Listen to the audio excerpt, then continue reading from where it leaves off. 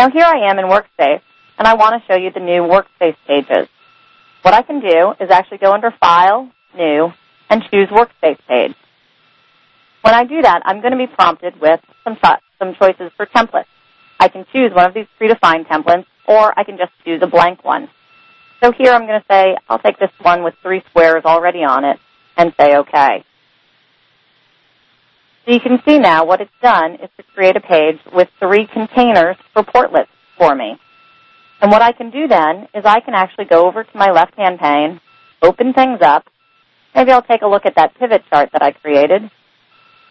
I can drag my pivot table straight into one of these, and there you go. I have my pivot. Up here, maybe I want to grab something else. So I'll go to some of my sample content that I have out here.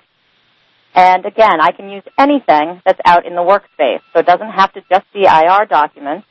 It could also be WA documents, FR documents, production reporting, web pages, whatever you have out there. And within these, you'll see all the different sections that are out there, so that if I want to go out there and choose something, I can choose any of these that I want to. So maybe I'll just choose a chart and pull that over here. Okay? So again, what I'm really doing is enabling my end users to create their own dashboard using different pieces of content that are out in the repository. If I want to, I could actually add content, and maybe I just want to add content from an external URL. So we love Oracle, so we could always just put in the source of the Oracle website and actually put that out here on my web page as well. Okay, so now I have my Oracle website in one of my portlets. I can move these around by dragging them. On the lower right is a handle where I can actually go out and resize all of these. So if I don't like how big it is, I can just change the size. If I want to drag something over, I simply move it around. Very simple. If I want to remove something, there's a portlet toolbar where I can actually go out, click on the garbage can, and it will actually remove that template for me, or remove that little portlet container. If I wanted to, some of the other things that I could add in are my alerts, or even my favorites. So maybe I want to just choose my favorites. You could also bring in an entire folder, so that if there was one folder that you spent all of your time in, you could just drag that in without having to navigate through lots of subfolders. It would be available for you. Some of the other nice things that we have here, the ability to go out and edit this, so that you can go out and change the size, whether you want to see scroll bars, the toolbar. If you want to change what's sourcing that, you can do that all manually.